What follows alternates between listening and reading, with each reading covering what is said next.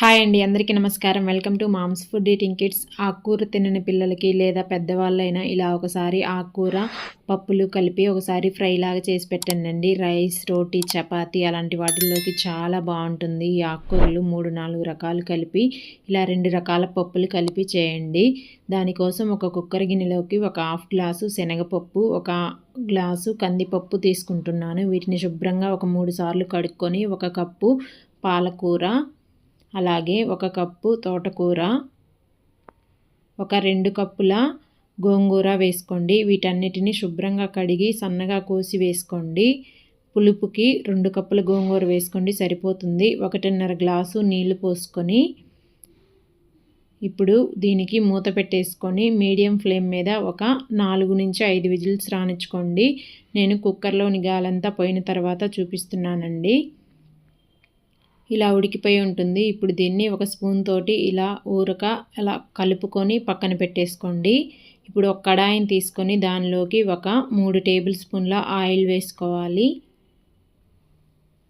Oil వేడయ్యాక ఒక half tea spoon జీలకర్ర, ఒక హాఫ్ టీ స్పూన్ ఆవాలు, ఒక 3 ఎండుమిర్చిని ఇలా తుంచి వేసుకొని ఈ పోపుని మంచి రంగు వచ్చే వరకు వేయించుకోండి. పోపు ఇలా కొంచెం వేగిన తర్వాత దీనిలోకి ఒక 5-6 పొట్టు వలిచిన వెల్లుల్లిపాయల్ని ఇలా దంచి వేసుకోండి.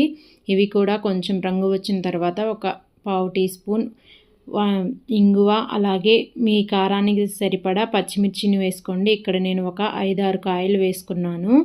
ఇప్పుడు ఈ పచ్చిమిర్చి కూడా కొంచెం ఇలా వేగిపోయిన తర్వాత ఒక రెమ్మ కరివేపాకు కూడా వేసుకొని వీటన్నిటిని వేయించుకోండి. ఈ కరివేపాకు, పచ్చిమిర్చి ఇలా వేగిపోయిన తర్వాత దీనిలోకి ఒక పెద్ద ఉల్లిపాయని ఇలా సన్న ముక్కలుగా కట్ చేసుకొని వేసుకోవాలి. ఈ ఉల్లిపాయని కూడా ఇలా కలుపుకొని కొంచెం మెత్తబడే వరకు ఉడికించుకోవాలి.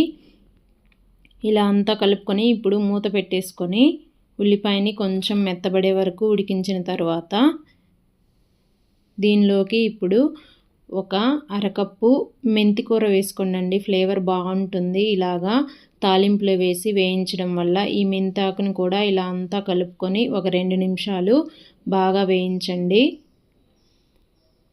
ఇలా అంతా కలుపుకున్న తర్వాత మూత పెట్టేసుకొని ఈ మెంతికూరను కూడా వేయించుకోవాలి. ఇలా మెంతికూర అంతా వేగిపోయిన తర్వాత దీనిలోకి మనం ఒక 3 మీడియం సైజ్ టమాటాలని ఇలా కొంచెం పెద్ద ముక్కలుగా కట్ చేసుకొని వేసుకోవాలి.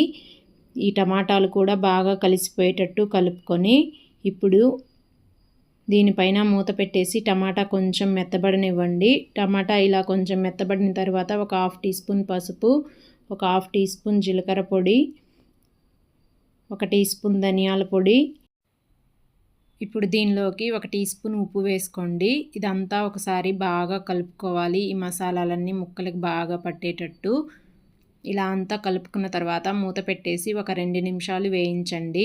2 నిమిషాల తర్వాత మూత తీసి మనం ఉడికించి పెట్టుకున్న పప్పు, ఆకుకూరని అంతా వేసేసుకోండి. ఇలా అంతా వేసుకున్న తర్వాత ఈ ఆకుకూర అంతా బాగా కలిసిపోయేటట్టు కలుపుకోవాలి.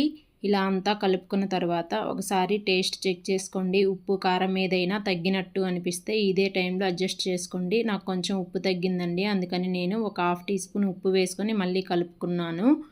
ఇప్పుడు మూత పెట్టేసి సిమ్లో ఒక 2 నిమిషాలు ఉడికించండి. అంతేనండి.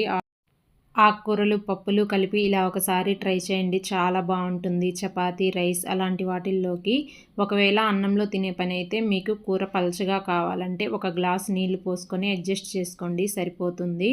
నాకు ఇలాగే కావాలని నేను ఇలాగే స్టవ్ ఆపేస్తున్నానండి. అంతే, చాలా సింపుల్గా అయిపోతుంది. ఇలా ఒకసారి మీరు కూడా ట్రై చేయండి.